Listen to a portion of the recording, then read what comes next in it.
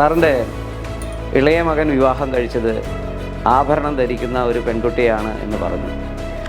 അതുകൊണ്ട് മകൻ്റെ വിവാഹം അങ്ങനെ നടത്തി കൊടുക്കേണ്ടി വന്ന ഒരു പിതാവിൻ്റെ നിസ്സഹായതയുടെ ഭാഗമായിട്ടാണ് സാവർ ആഭരണത്തെ അനുകൂലിക്കുന്നതെന്ന് പലരും ആരോപിക്കുന്നുണ്ട്. അപ്പോൾ അതിൻ്റെ പിന്നിലുള്ള വാസ്തവം എന്താണ്?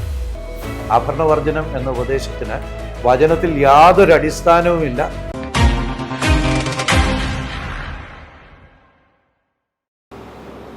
ലൈഫ് ഫോക്കസ് ടി.വിയുടെ ഈ പുതിയ എപ്പിസോഡിലേക്ക് എല്ലാ പ്രേക്ഷകർക്കും സ്വാഗതം. ഇന്ന് പല ക്രൈസ്തവ മാധ്യമങ്ങളിലും വളരെയധികം ചർച്ച ചെയ്യപ്പെട്ടുകൊണ്ടിരിക്കുന്ന ഒരു വിഷയമാണ് വിശ്വാസികളുടെ ആഭരണ ധാരണം എന്നുള്ളത്. പ്രസിദ്ധരായ പല പ്രഭാഷകരും സോഷ്യൽ മീഡിയയിലൂടെ ഈ ആശയം പ്രചരിപ്പിക്കുന്നുമുണ്ട്. അതുകൊണ്ട് തന്നെ വിശ്വാസികളുടെ ഇടയിൽ ഈ വിഷയത്തെക്കുറിച്ച് പല വ്യത്യസ്തമായ അഭിപ്രായങ്ങളുമുണ്ട്. അതിനാൽ ലൈഫ് ഫോക്കസ് ടി.വി ദൈവജനത്തിനിടയിലുള്ള പലതരത്തിലുള്ള ചോദ്യങ്ങൾക്ക് ഉത്തരം കണ്ടെത്താനുള്ള ഒരു എളിയ ശ്രമം ഇവിടെ നടത്തുകയാണ്. ഈ വിഷയത്തിൽ വ്യത്യസ്ത അഭിപ്രായങ്ങൾ പുലർത്തുന്ന വേദപണ്ഡിതന്മാരെ ലൈഫ് ഫോക്കസ് ടി.വി സമീപിക്കാൻ ആഗ്രഹിക്കുന്നു. ഇതൊരിക്കലും ഒരു പക്ഷപാതപരമായ നിലപാട് പുലർത്തുന്ന ഒരു പ്രോഗ്രാമല്ല. ദൈവവചനം എന്ത് പറയുന്നു, നാം അതെങ്ങനെ മനസ്സിലാക്കുന്നു എന്നുള്ള കാര്യങ്ങൾ നാം അവരോട് ചോദിച്ചറിയുക മാത്രമാണ് ചെയ്യുന്നത്.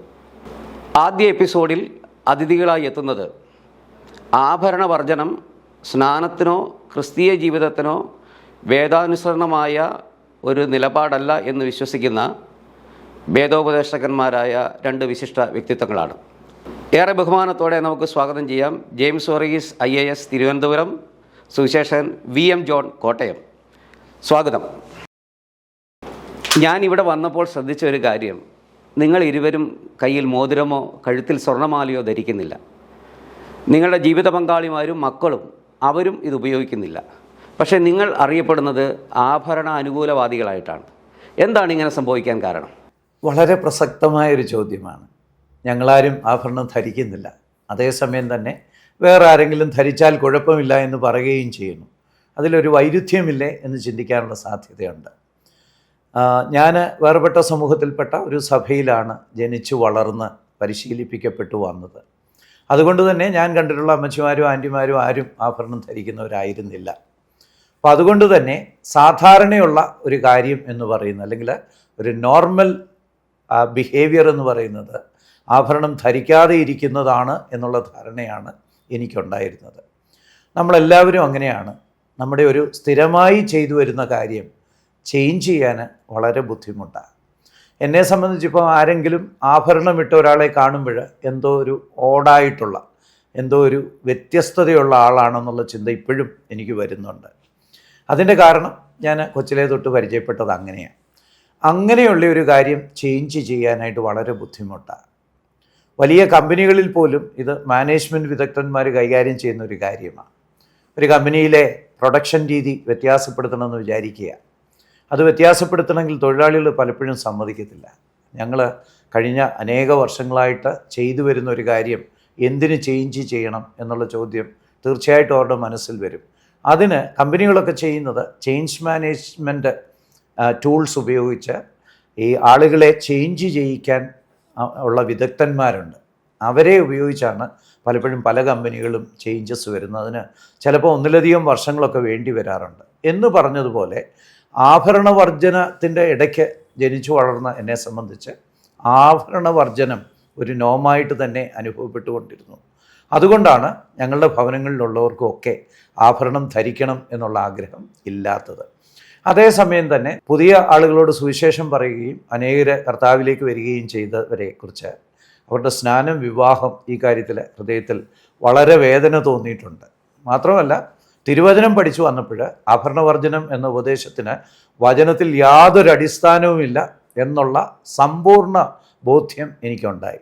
അതുകൊണ്ടാണ് ആരുടെയും സ്നാനമോ തിരുവത്താഴമോ വിവാഹമോ ആഭരണവർജനം ആചരിക്കണം എന്ന് പറഞ്ഞുകൊണ്ട് മുടക്കാൻ ഞാൻ ഒരുക്കമല്ല. തിരുവചനം അതിന് അനുവദിക്കുന്നുമില്ല. ആരെങ്കിലും അങ്ങനെ ചെയ്താൽ അത് ശരിയുമല്ല എന്നുറച്ച ബോധ്യം എനിക്കുണ്ട്. എൻ്റെ ഭവനത്തിലുള്ള സ്ത്രീകൾ ആരും ആഭരണം ധരിക്കുന്നവരായിട്ടില്ല. പക്ഷേ ഇളയ മരുമകൾ ആഭരണം ധരിക്കുന്ന ആളാണ്. PM ജോൺ സാർ, കേരളത്തിലെ വേർപാട് സമൂഹത്തിലെ ഉപദേഷ്ടാക്കന്മാരിൽ കർത്താവ് ഏറ്റവും ശക്തമായി ഉപയോഗിച്ച BT മത്തായി എന്ന ദേവദാസൻ്റെ മകനാണ് അങ്ങ്. കഴിഞ്ഞ 100-ലേറെ വർഷങ്ങൾ കേരളത്തിലെ വേർപാട് സമൂഹം വളരെ അമൂല്യമായി കാത്തു സൂക്ഷിച്ച ആഭരണവർജനം ക്രിസ്തീയ സ്നാനത്തിന് വിലങ്ങ് തടിയാകരുത് എന്ന് വാദിക്കുകയും ആ വിഷയത്തെക്കുറിച്ച് ഒരു പുസ്തകവും എഴുതി പ്രസിദ്ധനായ വ്യക്തിയാണ് താങ്കൾ. എന്തുകൊണ്ടാണ് ഇങ്ങനെയൊരു പുസ്തകം എഴുതാനിടയായത്? എന്താണ് അതിൻ്റെ പിന്നിലെ പ്രേരകശക്തി? വ്യക്തിപരമായി എൻ്റെ ബന്ധുക്കളിൽ നിന്ന്, സാമുദായിക പശ്ചാത്തലത്തിലുള്ളവരിൽ നിന്ന് വളരെയധികം നിന്ദകൾ നിന്ദിക്കപ്പെടുവാൻ ഇടവന്ന 2 വിഷയങ്ങളുണ്ട്. ഒന്ന്, ആഭരണം ധരിക്കാത്തത്. 2, കലക്കവെള്ളത്തിൽ പോയി മുങ്ങുന്നത്. ഇത് പച്ചയ്ക്ക് തന്നെ പറയും. അത് വളരെയധികം മനസ്സിനെ നൊമ്പരിപ്പിച്ചിട്ടുള്ളൊരു വിഷയമാണ്. അതുകൊണ്ട് ഞാൻ കടുത്ത വിരോധിയായിരുന്ന ആഭരണം ധരിക്കുന്നതിൽ, കടുത്ത വിരോധിയായിരുന്ന തക്ക മറുപടി ഞാൻ കൊടുക്കുമായിരുന്നു. എന്നാൽ ഇലക്ട്രിസിറ്റി ഡിപ്പാർട്ട്മെൻറ്റിൽ ജോലി ചെയ്തിരുന്ന ഞാൻ കർത്താവിൻ്റെ വിലയേറിയദാസൻ ജോർജ് വെർവർ, ലോഗോഷിപ്പിൻ്റെ അല്ലെങ്കിൽ അതിൻ്റെയൊക്കെ സ്ഥാപകനായിരിക്കുന്ന ജോർജ് വെർവറിൻ്റെ മിഷണറി ചലഞ്ചിലാണ് ഞാൻ ഇലക്ട്രിസിറ്റി ഡിപ്പാർട്ട്മെൻറ്റിൽ നിന്ന് അവധിയെടുത്ത് ബഹറിൽ പോയപ്പോൾ നടന്ന സംഭവമാണ്. ഞാൻ കർത്താവിനാൽ പിടിക്കപ്പെടുവാൻ ഇടവന്നു. 12 ദീർഘ വർഷങ്ങൾ കഴിഞ്ഞിട്ടാണ് ഞാൻ ജോലിയിൽ നിന്ന് പിരിയുന്നതെങ്കിലും സുവിശേഷപരമായ വലിയൊരു കാഴ്ചപ്പാടോടുകൂടിയാണ് മടങ്ങി വന്നത്. പല പ്രവർത്തനങ്ങളിൽ ഏർപ്പെടുക മാത്രമല്ല, പലരും രക്ഷിക്കപ്പെട്ട് മുന്നോട്ട് വരികയും ചെയ്യുന്നത് പ്രത്യക്ഷത്തിൽ തന്നെ എനിക്ക് എൻ്റെ മുൻപാകെ കാണുവാൻ ഇടവന്നപ്പോൾ അവരിൽ ചിലർ വളരെ വിനയത്തോടുകൂടി കർത്താവിൻ്റെ കൽപ്പന അനുസരിപ്പാൻ തയ്യാറാണ്, പക്ഷേ ആഭരണത്തോടു കൂടി ആകാമോ എന്നുള്ള റിക്വസ്റ്റ് അന്ന് ഞാൻ അംഗീകരിച്ചില്ല. എങ്കിലും അത് വലിയൊരു വിഷമ പ്രശ്നമായി ഞാനായിരുന്ന സഭ നേരിട്ടപ്പോൾ അനേകർക്ക് ഞാൻ ഒരു ചോദ്യം അയച്ചു കൊടുത്തതിൻ്റെ അടിസ്ഥാനത്തിലാണ് എനിക്ക് ലഭിച്ച ഉത്തരങ്ങൾ അനുകൂലവും പ്രതികൂലമാണെങ്കിലും ഭൂരിപക്ഷവും അതിന് ദൈവവചനത്തിൽ യാതൊരു തെളിവുമില്ല സ്നാനത്തിന് ആഭരണം വർജിക്കുന്ന വിഷയത്തിൽ. ഒരു പുസ്തകം പ്രസിദ്ധീകരിക്കണമെന്ന് ഞാൻ ആഗ്രഹിച്ചതല്ല. ഞാനായിരുന്ന സഭയിൽ ഒരു സ്റ്റാൻഡ് എടുക്കണം എന്നുള്ള നിലയിലായിരുന്നു. എന്നാൽ എനിക്ക് എഴുതിത്തന്ന പലരും മറ്റുള്ളവരുടെ അഭിപ്രായം അറിയണമെന്നുള്ള താല്പര്യം പ്രകടിപ്പിച്ചതുകൊണ്ട് ഒടുവിൽ ഞാൻ വ്യക്തമായ നിലയിൽ ഓരോരുത്തരുടെയും അനുകൂലവും പ്രതികൂലവുമായ ന്യൂട്രലായിട്ട് നിൽക്കുന്നവരുടെയും അഭിപ്രായങ്ങൾ ദൈവജനപ്രകാരമുള്ളത് ക്രോഡീകരിച്ചുകൊണ്ടാണ് പുസ്തകം തയ്യാറാക്കുവാനും അത് പ്രസിദ്ധീകരിക്കുവാനും ഇടവന്നത്. ഇന്ന് എനിക്ക് അതൊരു വിഷമ പ്രശ്നമായിട്ട് ഇരിക്കുന്നില്ല. ആഭരണത്തോടുകൂടെ സ്നാനപ്പെടുത്തുക എന്നുള്ളതും ആഭരണത്തോടുകൂടി വിവാഹം നടത്തിക്കൊടുക്കുക എന്നുള്ളതൊക്കെയും അത് ദൈവഹിതത്തിന് വിരുദ്ധമായൊരു വിഷയമായിട്ട് ഞാൻ കാണുന്നേ ഇല്ല. ജെയിംസ് സാറിൻ്റെ ഇളയ മകൻ വിവാഹം കഴിച്ചത് ആഭരണം ധരിക്കുന്ന ഒരു പെൺകുട്ടിയാണ് എന്ന് പറഞ്ഞു. അതുകൊണ്ട് മകൻ്റെ വിവാഹം അങ്ങനെ നടത്തി കൊടുക്കേണ്ടി വന്ന ഒരു പിതാവിൻ്റെ നിസ്സഹായതയുടെ ഭാഗമായിട്ടാണ് സാവർ ആഭരണത്തെ അനുകൂലിക്കുന്നതെന്ന് പലരും ആരോപിക്കുന്നുണ്ട്. അപ്പോൾ അതിൻ്റെ പിന്നിലുള്ള വാസ്തവം എന്താണ്? ഇങ്ങനെയുള്ള ആരോപണങ്ങൾ പലതും ഉയർന്നതായിട്ട് എൻ്റെ ശ്രദ്ധയിലും പെട്ടിട്ടുണ്ട്. നമ്മുടെ വിശ്വാസ സമൂഹത്തിലുള്ള പലരും കഥകൾ പറയുന്നതിനും, കഥകളെന്ന് വിളിക്കേണ്ട നുണകൾ പറയുന്നതിനും വളരെ കഴിവുള്ളവരാണ് എന്ന് പറയേണ്ടിയിരിക്കുന്നു. അവരിൽ ചിലർ പറഞ്ഞു ആ പെൺകുട്ടി എൻ്റെ മകനുമായിട്ട് പ്രണയബന്ധത്തിലായിരുന്നു, അതുകൊണ്ട് ജെയിംസ് ഓറീസ് നിർബന്ധിതനായി, അതുകൊണ്ടാണ് അങ്ങനെ അദ്ദേഹത്തിന് ഒരു ആഭരണം ധരിക്കുന്ന പെൺകുട്ടിയെ കൊണ്ട് മകനെ വിവാഹം ചെയ്യിപ്പിക്കേണ്ടി വന്നത് എന്ന്.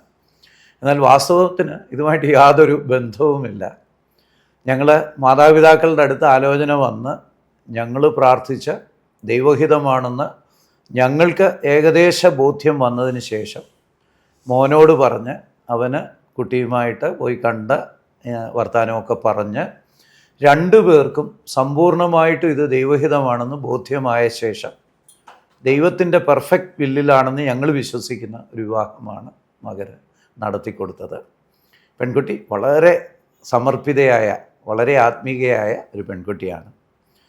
എന്നാൽ അവരുടെ വീട്ടുകാർക്ക് ഇക്കാര്യത്തിൽ, അവരിപ്പോഴും സമുദായ പശ്ചാത്തലത്തിലുള്ളവരാണ്, അവർക്ക് അവരുടെ മകള് ആഭരണം ഊരിക്കളയുന്നത് അചിന്ത്യമായിട്ടുള്ള ഒരു കാര്യമായിരുന്നു. നമുക്കറിയാം, ഒരു സാധാരണ ഒരു സാമുദായിക പശ്ചാത്തലത്തിലുള്ള ഭവനത്തിൽ ഒരാൾ പെട്ടെന്ന് ആഭരണമൊക്കെ ഉപേക്ഷിക്കുമ്പോൾ അവരെല്ലാം പരിഹസിക്കും, കുറ്റിയും കൊളുത്തു ഊരിക്കളഞ്ഞു. അത് അവരെ സംബന്ധിച്ചൊരു വലിയ ഒരു നിന്ദയ്ക്കുള്ള കാര്യം തന്നെയാണ് മാതാപിതാക്കളെ സംബന്ധിച്ച്. അപ്പോൾ അവർ മോളോട് വെച്ച് കുറേ വിവാഹങ്ങളൊക്കെ ആലോചിച്ചു. മോള് വിശ്വാസിയെ വിവാഹം കഴിക്കുള്ളൂ, മാത്രമല്ല അവളുടെ കൺവിക്ഷന് ചേരുന്ന ഒരാളെ വിവാഹം കഴിക്കുള്ളൂ എന്നൊക്കെ പറഞ്ഞപ്പോൾ അവരവസാനം ഈ കാര്യത്തിൽ പരാജയപ്പെട്ടു. അവരുടെ ഒരേ ഒരു കണ്ടീഷൻ, നീ ആഭരണം ഊരാൻ പാടില്ല എന്നുള്ളതായിരുന്നു.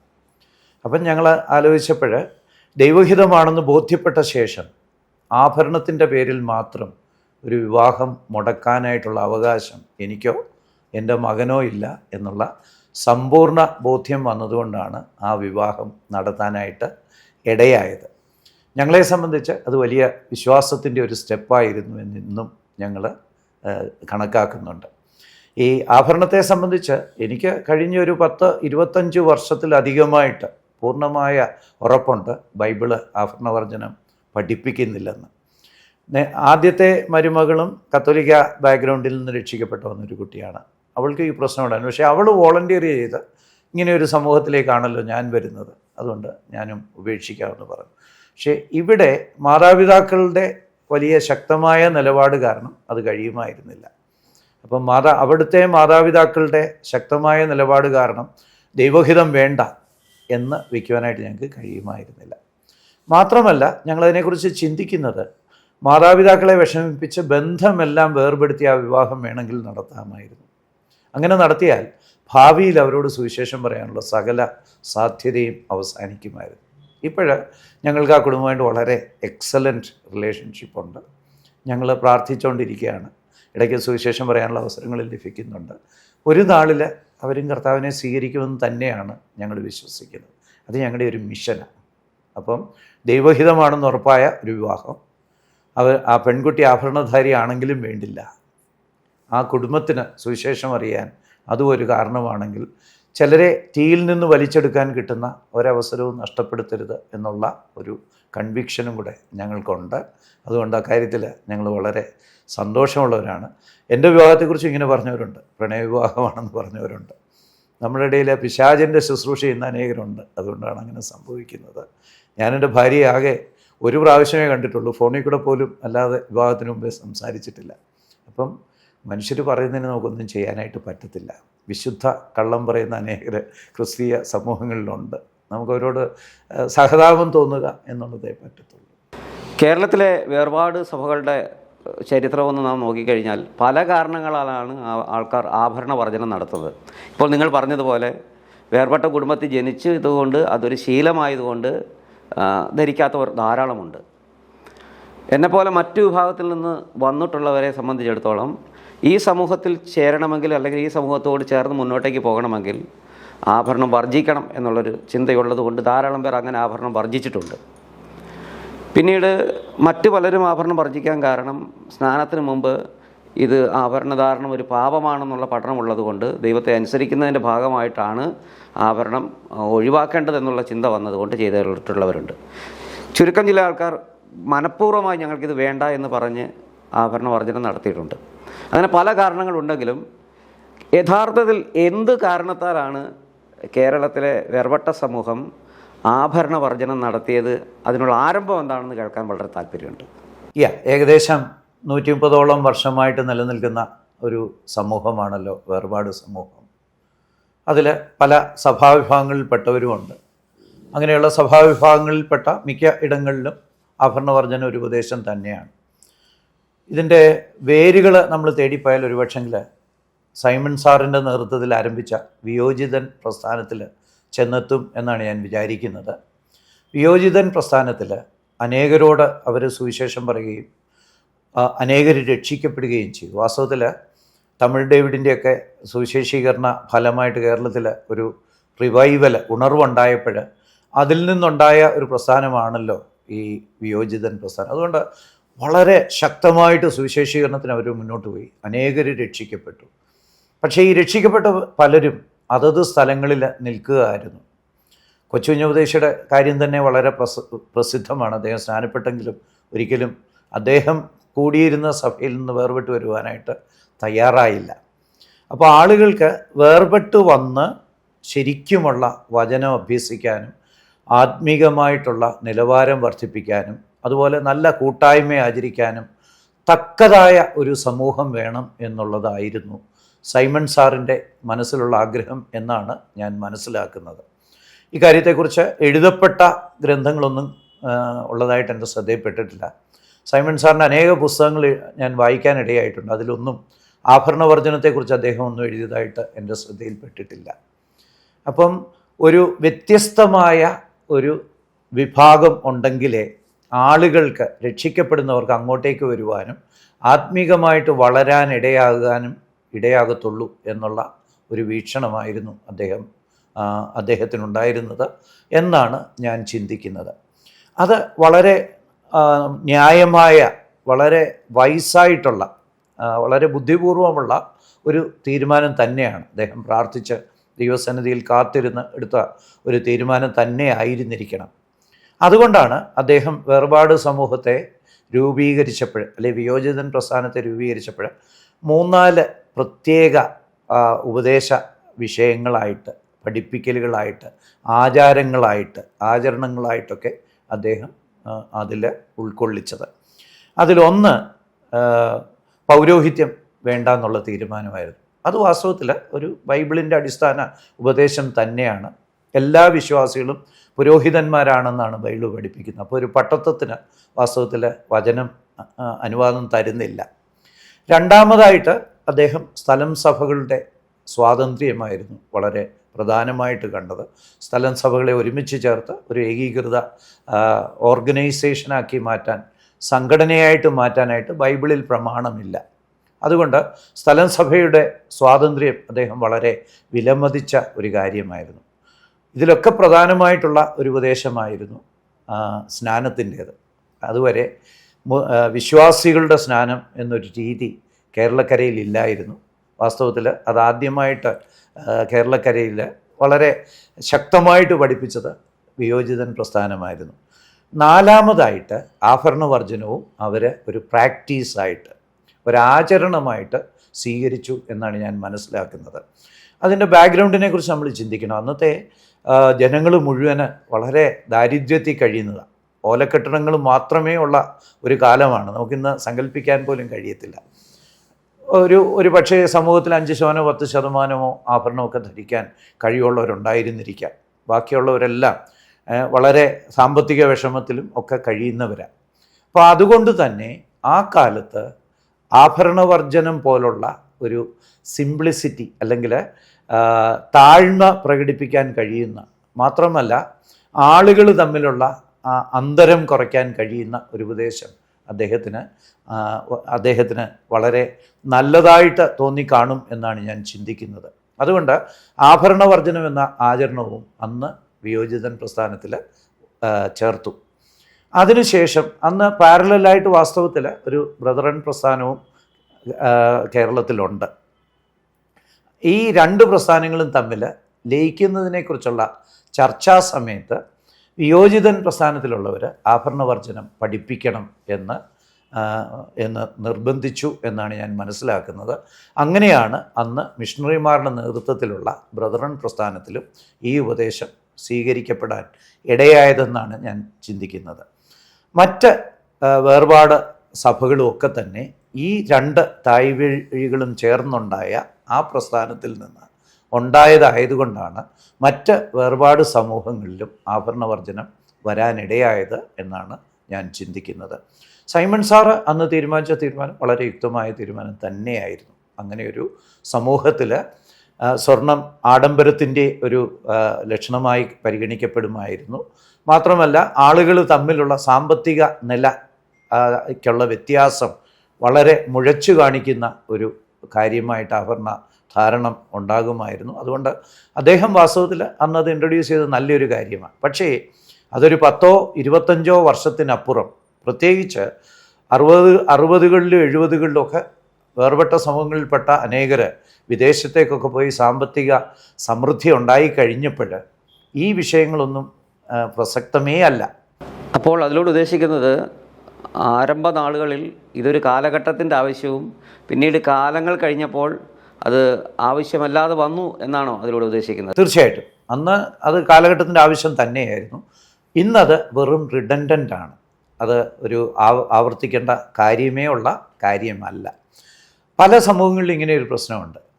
പണ്ട് എന്തുകൊണ്ട് അത് നടപ്പിലാക്കിയെന്ന് അറിയാതെ ഒരാചാരമായിട്ട് ചെയ്യുന്ന പല കാര്യങ്ങളും പരീശന്മാർക്ക് ഇത് വലിയൊരു പ്രശ്നമായിരുന്നു. അതുകൊണ്ട് കർത്താവ് നിങ്ങൾ മാനുഷിക പ്രമാണങ്ങളെ അനുസരിക്കുന്നു എന്നവരെ കുറ്റപ്പെടുത്തി തന്നെ പറയുന്നുണ്ട്.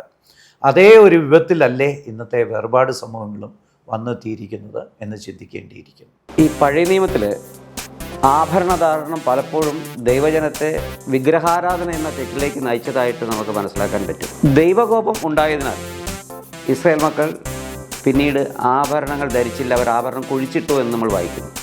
അപ്പോൾ യഥാർത്ഥത്തിൽ ദൈവം ആഭരണത്തെ വെറുക്കുന്നത് കൊണ്ടല്ലേ അവരത് കുഴിച്ചിട്ടത്? അപ്പോൾ ദൈവം വെറുക്കുന്നതിനെ ദൈവത്തിൻ്റെ മക്കളും വെറുക്കേണ്ട ആവശ്യകതയില്ലേ?